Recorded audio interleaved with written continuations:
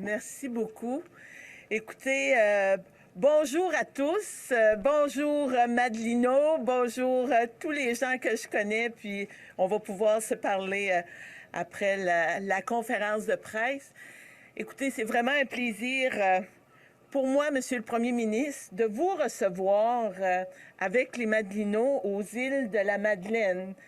La dernière visite d'un premier ministre aux îles de la Madeleine remonte à 1970 et c'était votre père, M. Trudeau, qui était venu faire des annonces aux îles de la Madeleine.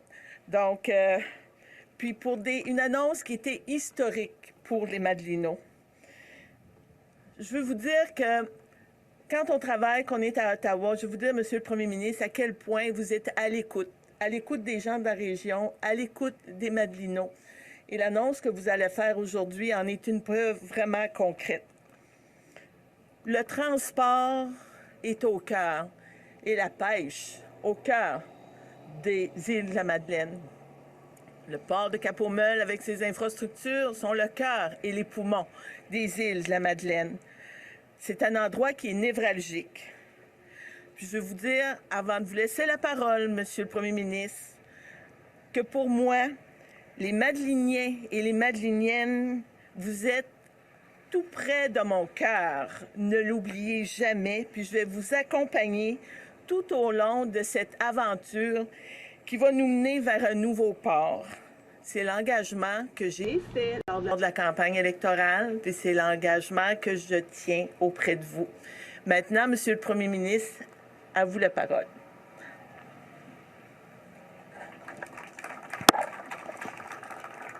Merci Diane. Quel plaisir d'être de retour aux îles de la Madeleine avec vous aujourd'hui pour faire une annonce importante. Mais avant ça, je veux vraiment te remercier, Diane, pour tout ce que tu fais à tous les jours pour bien représenter ce comté, cette communauté extraordinaire, ces Madelinos que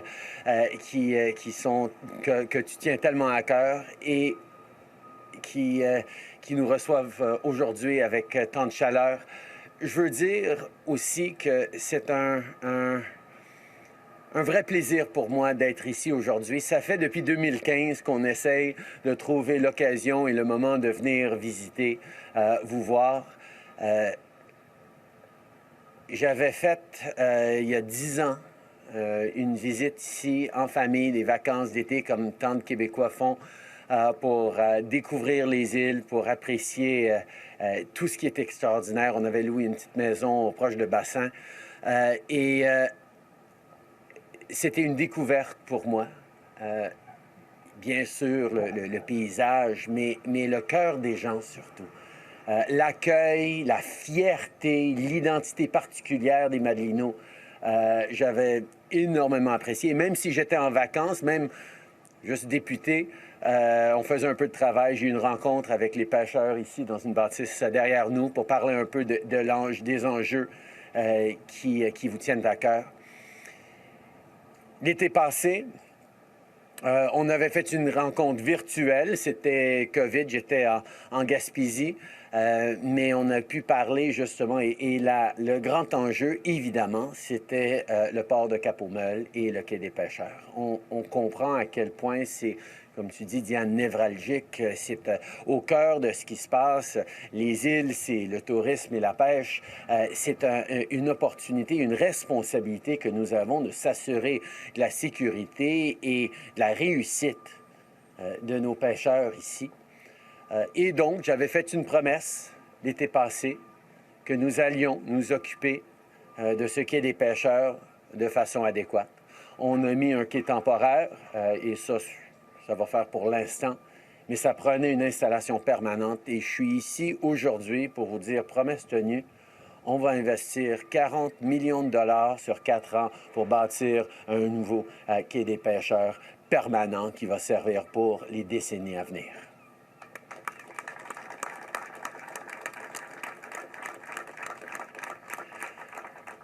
Comme Diane a dit, la dernière fois qu'un premier ministre était aux îles de la Madeleine, c'était mon père en 1970 qui annonçait le port de Cap-aux-Meules, qui lançait cette idée-là. Évidemment, il y avait un port, il y avait des installations, mais cette annonce qui a fait d'une structure permanente, d'un avenir où le gouvernement fédéral s'impliquait à fond aux îles de la Madeleine pour ça, ça me touche de pouvoir être ici aujourd'hui, plus que 50 ans plus tard, pour continuer l'engagement que nous avons en tant que pays à ces îles et à l'avenir que vous bâtissez à tous les jours pour ces communautés et pour cet avenir magnifique aux îles.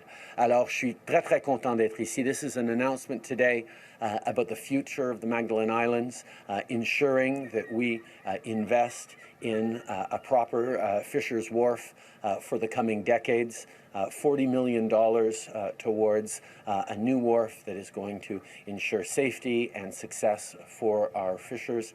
This is something that matters, and it's something that I'm very pleased to be here for. Je suis très content d'être ici aujourd'hui. J'ai hâte de vous voir, j'ai hâte de rencontrer les Madelinots aujourd'hui. Alors, sur ça, je passe la parole aux journalistes pour des questions. Merci beaucoup, Monsieur le Premier ministre. On va maintenant commencer la période des questions pour les journalistes. Une question, une sous-question. On commence avec Radio-Canada. Bonjour, Monsieur le Premier ministre, Valérie Gamache. Bon retour de vacances. Vous avez sûrement pris connaissance des données du recensement sur les langues officielles. Vous êtes dans la seule région où le français n'est pas en déclin au Québec. D'abord, j'ai envie d'avoir vos impressions sur ces données-là. Quand vous avez vu ça, est-ce que ça donne un choc pour un francophone, pour un premier ministre francophone? Est-ce qu'il n'y a pas un sentiment d'échec là-dedans? Il y a certainement une grande préoccupation, comme tous les Québécois ont, tous les francophones à travers le pays ont, par rapport au déclin du français.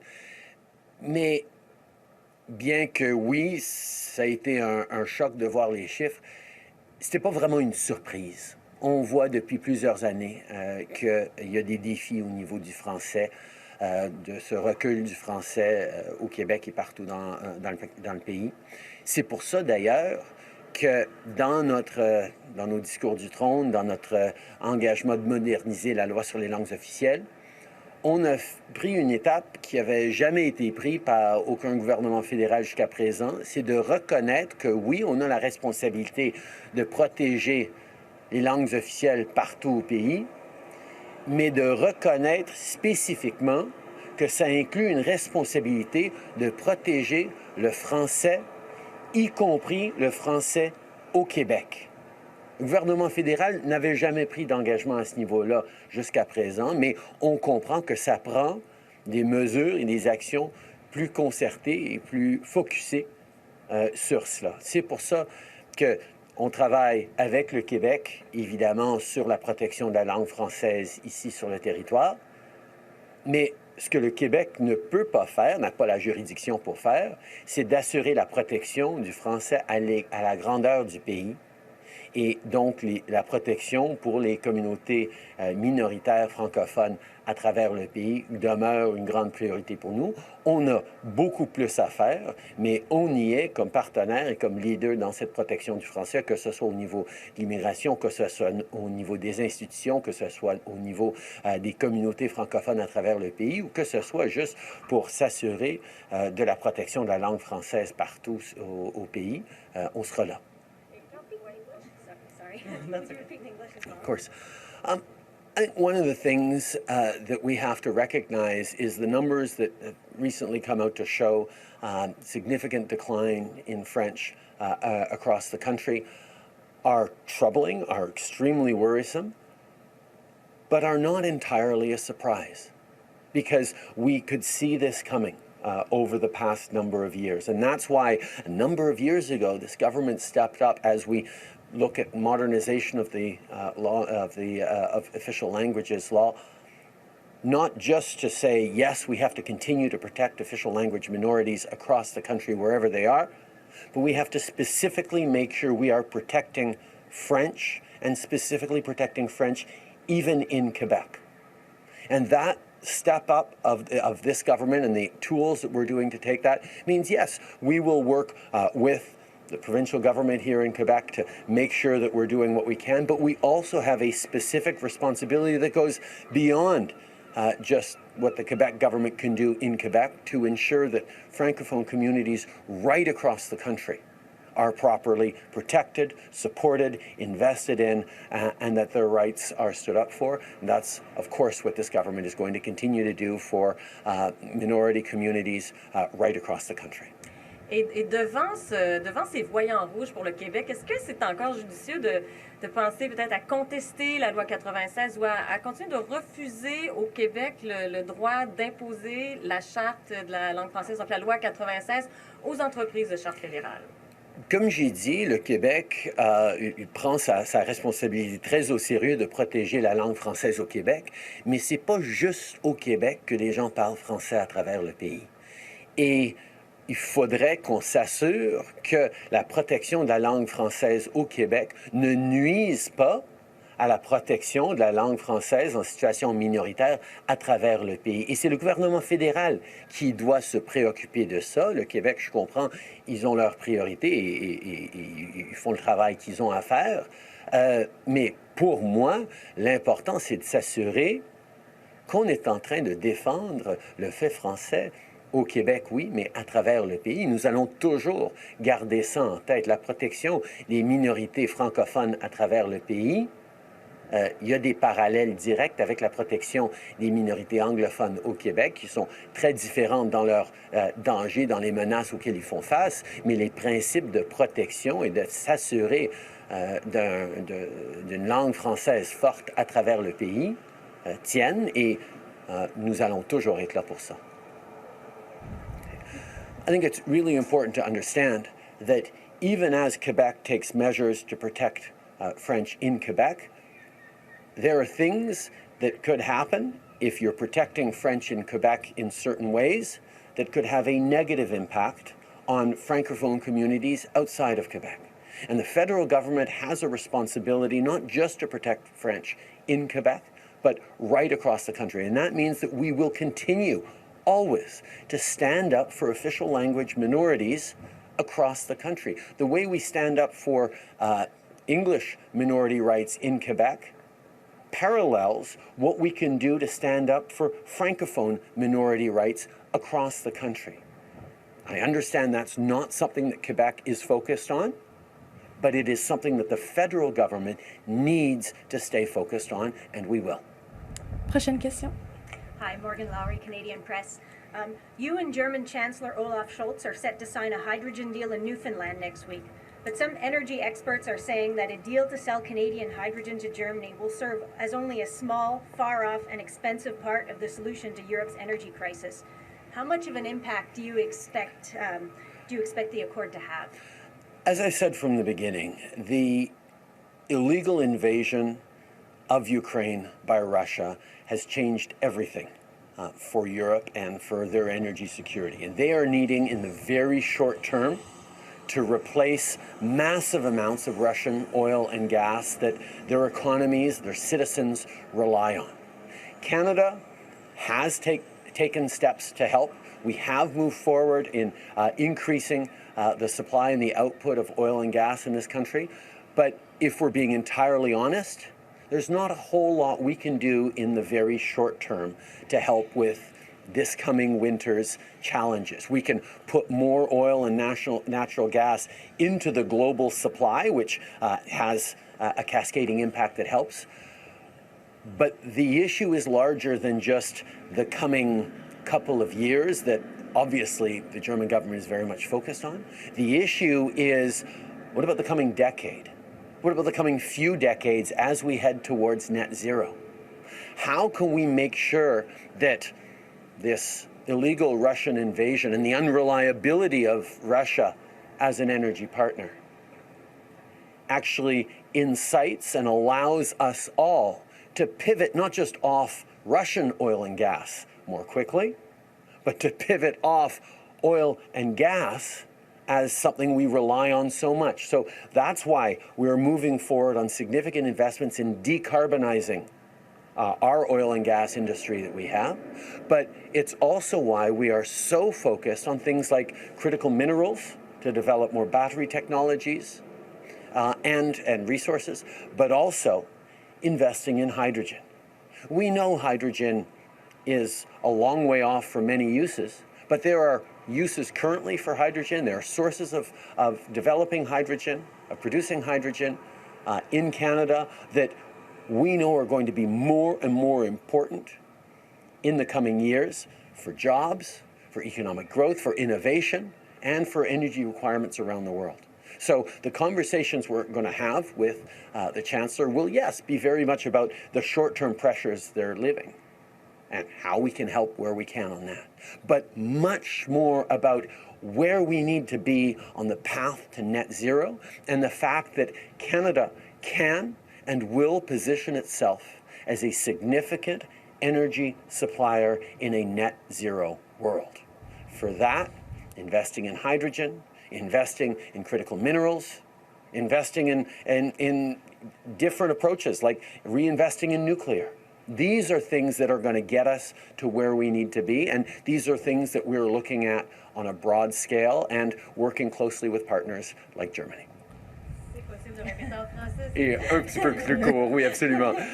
Écoutez, nous savons que l'invasion illégale de la Russie, de l'Ukraine, a changé la donne énormément pour les pays européens qui ne peuvent plus se fier sur la Russie pour leur gaz leur naturel et leur pétrole. Et donc, ça accélère le besoin de faire cette transformation énergétique pour être moins dépendant non seulement de la Russie, mais du gaz et du pétrole en général. Le Canada est en train de chercher à faire ce qu'on peut pour les aider dans le court terme. On sait qu'ils font face à un hiver très difficile, par exemple, avec les limites que la Russie est en train de mettre sur l'exportation d'énergie. Et on peut aider en injectant un peu plus d'énergie dans le marché mondial. Mais c'est très vrai qu'on n'a pas les outils maintenant pour les aider directement à l'échelle où ils auraient besoin, dans l'immédiat. Mais dans les années à venir, dans les décennies à venir, on sait qu'on doit transformer nos ressources énergétiques. On doit décarboniser notre industrie pétrolière et gazière, ce qu'on est en train de faire. On doit aussi s'assurer d'alternatives. L'hydrogène, des investissements massifs en minéraux critiques qui vont permettre à plus de technologies de batterie, de ressources de lithium, y compris ici au Québec, qui vont permettre à ce virage vert essentiel dans notre monde, mais aussi d'investir dans de l'hydrogène, des solutions qui sont à développer effectivement. On n'est pas là tout de suite, malgré qu'il y a des solutions actuelles qui sont utilisées, mais à l'échelle dont on va avoir besoin dans les années, dans les décennies à venir, et les bons emplois qui vont venir, puis l'innovation qui va venir, le Canada y est pour ça. On a aussi des investissements à faire ailleurs, dans le nucléaire, dans l'électrification, encore plus de notre électricité. On a du travail à faire. Et ce dont on va vraiment parler, moi et le chancelier, la semaine prochaine, c'est comment ce partenariat entre le Canada et l'Allemagne, et l'Europe en général, va nous aider pour les décennies à venir pour s'assurer que le Canada devienne un fournisseur essentiel d'énergie à la planète dans un monde carboneutre. Following up. A group of Canadian lawmakers is seeking the budget for a trade trip to Taiwan this fall. What would the purpose of such a trip be, and is it wise, given that Nancy Pelosi's visit prompted China to stage military drills in the area? I think it's important to understand that parliamentarians have a really important role to do, and parliamentarians make decisions about what their committees study and what travel they take. There are significant reflections going on right now. Canada has a long-standing position around China and Taiwan that we will ensure to respect. China's belligerence around this and their position is, of course, as it has been for a while, troubling, and we will ensure that the parliamentarians making the decision to travel or not will be done with all the reflections of the consequences and the impacts of it. Okay. les parlementaires font les décisions par rapport à leur comité et leurs études, indépendamment du gouvernement. Ça a toujours été comme ça. On a depuis longtemps une position par rapport au Taïwan, par rapport au gouvernement et par rapport à la Chine. On comprend que la Chine devient de plus en plus agressif par rapport à Taïwan, ce qui est inquiétant. Mais je sais que les parlementaires, le comité parlementaire va réfléchir attentivement avec tous les faits qu'ils recherchent et toute l'analyse qu'ils vont recevoir pour prendre la bonne décision pour le Canada et pour le monde. Prochaine question. Oui, Adèle pour le radar, bonjour. J'aimerais ça qu'on revienne un peu peut-être sur les détails parce qu'on est ici pour le port. Donc, je sais qu'il y avait plusieurs scénarios de privilégiés. Est-ce qu'on connaît les détails de ça? Est-ce que c'est la reconstruction totale à neuf? Est-ce qu'on a les échéanciers, les appels d'offres? Moi, ce que je suis content d'être ici pour annoncer, c'est le 40 millions sur 4 ans pour pour la reconstruction du quai. Mais je sais que Diane est impliquée depuis très longtemps là-dessus et je suis très content de lui passer la parole. S'il y a des détails à donner, je sais qu'on est dans des éléments, dans des moments préliminaires, mais je te passe la parole, Diane. Bien, écoutez, on a vu l'an passé, il a fallu, pour préserver la saison de pêche, mettre en place pour cette année un quai temporaire. C'est vraiment ce qu'on voulait prioriser. Là. C'était vraiment là, le début de la saison de pêche pour les pêcheurs et pour les transformateurs. Puis, comme j'avais dit, le quai temporaire, c'est sûr qu'il apporte certains inconvénients, mais ce matin, d'annoncer le 40 millions, on prévoit le début des travaux dès l'an prochain sur une période de 4 ans. Donc, le quai temporaire sera temporaire, mais pour les 4 prochaines années. Fait que c'est une excellente nouvelle. Puis le quai qui va être construit au coût de 40 millions, on peut dire que c'est structurant pour le milieu. Puis on espère qu'il va tenir, puis qu'il va être là pour les 50 prochaines années. Merci. En parlant de transport, je sais que c'était la priorité, mais sinon, il y avait aussi la question de l'allongement de la piste. Il y avait Air Canada qui disait être plus apte à desservir plus sécuritairement et à l'année si la piste était rallongée. Puis il y a les industriels de la pêche aussi qui prévoyaient que l'allongement de la piste permettrait l'atterrissage d'avions cargo pour développer des marchés. Est-ce qu'éventuellement, ça va être dans les priorités? On a été très contents de pouvoir investir dans l'aéroport des Îles-de-la-Madeleine pour faire des améliorations. Je sais que la question de l'allongement de la piste en est une qui revient depuis longtemps. On va écouter, on va travailler avec les milieux pour voir si c'est quelque chose qui est réellement nécessaire pour tous les investissements ou si d'autres investissements seraient peut-être préférables pour l'île en même moment. Mais Diane, je sais que c'est encore une fois un enjeu que tu regardes.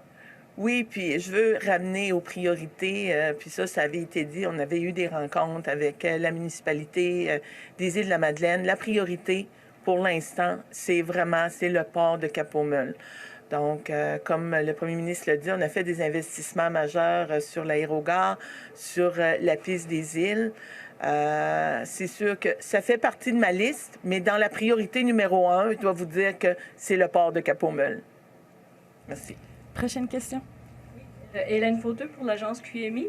Alors, c'est ça. Là, on annonce des travaux pour dès l'an prochain. Ça veut dire que si on fait une première pelletée de terre dès l'an prochain, une pelletée de mer, ça veut dire qu'on commence tout de suite, on lance des appels d'offres cet automne. Le plan directeur est adopté, les études d'ingénierie pour la cale de halage, parce qu'il faut commencer par la cale de halage. J'imagine, là, c'est par là qu'on commence. Est-ce bien par là qu'on commence? Et puis, est-ce qu'on lance l'appel d'offres dès cet automne? Non, je n'ai pas parlé de la cale de halage. On a parlé du port des pêcheurs.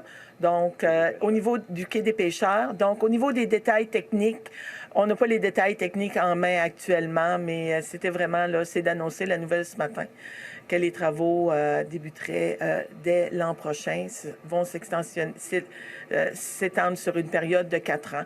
Fait que, au niveau des technicalités, on pourra vous référer là, au ministère qui est concerné. Merci. Bon. J'aurais une sous-question puis une autre question, mais est-ce que je peux avoir 2 sous-questions? J'ai un dernier journaliste. Alors, Bon, ben, on va revenir avec le ministère concerné pour la cale de halage. La question concernant le nouveau traversier, Monsieur le Premier ministre, peut-être êtes-vous... là, on lisait dans la presse cette semaine qu'il y a des négociations avec la Davy, toujours pour l'inclure dans la fameuse stratégie nationale de construction des navires.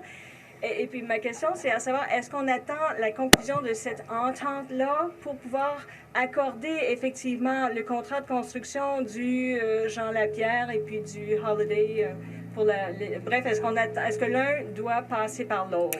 Non, la désignation de la Davy en tant que troisième chantier pour la construction navale n'implique pas et n'est pas lié aux traversiers. Les traversiers, c'est des contrats séparés qu'on est content d'offrir à la Davy. On va prendre une dernière question. Oui, bon, Philippe Pesant-Bellemare, CFIM. Ma question porterait sur la stratégie de protection des baleines noires. Donc, il y a des pêcheurs qui disent que l'horizon 2023 arrive très vite pour l'ajustement de tous les engins de pêche, pour l'adoption d'engins de pêche à maillon faible. Est-ce que c'est prévu peut-être de repousser cet horizon-là à 2024 pour permettre aux pêcheurs de mieux s'ajuster à cette situation-là? J'ai entendu hier, dans mes conversations avec les pêcheurs en Gaspésie, des préoccupations par rapport à cet enjeu-là. Et je leur ai promis qu'on allait les écouter, qu'on allait regarder tout ce qui est à faire. Évidemment, la protection des baleines doit se faire. On comprend les défis au niveau de l'adaptation et au niveau de l'impact que ça a sur les pêcheurs. Mais on va continuer de travailler ensemble pour s'assurer qu'on puisse avoir des bonnes solutions. Dionne, Oui, puis je pense qu'effectivement, quand on regarde au niveau des pêcheurs aussi, les pêcheurs ont aussi la préoccupation au niveau de l'environnement de protéger les espèces. Il y a toujours eu un esprit collaboratif, donc on va vraiment rester à l'écoute des gens de la pêche pour arriver aux meilleures solutions possibles. Une dernière question? Oui, je vais revenir sur la question de ma collègue Hélène Fauteux concernant la cale de halage. Considérant que la cale de halage est nécessaire pour sortir les bateaux avec la grue portique avant de procéder à l'installation du port, est-ce que c'est quand même quelque chose qui sera considéré dans la stratégie? Écoutez, oui, au niveau de la cale de halage, dans les dernières discussions que j'ai eues, ce qu'on sait, c'est qu'on va rendre la cale de halage sécuritaire pour la grue portique de 100 tonnes. Les discussions se poursuivent avec le ministère des Transports, mais aussi avec le gouvernement du Québec, parce que c'est les deux paliers de gouvernement là, qui sont interpellés à ce niveau-là. Mais pour nous, ce qui était important, puis je pense que CTMA a fait un excellent travail là, de pouvoir mettre, pour les prochaines années, là, de faire en sorte que la grue, la cale de halage soit sécuritaire pour la mise à l'eau ou la sortie de l'eau des bateaux. Merci. Merci beaucoup. C'est ce qui m'a fait la conférence de presse d'aujourd'hui. merci tout le monde.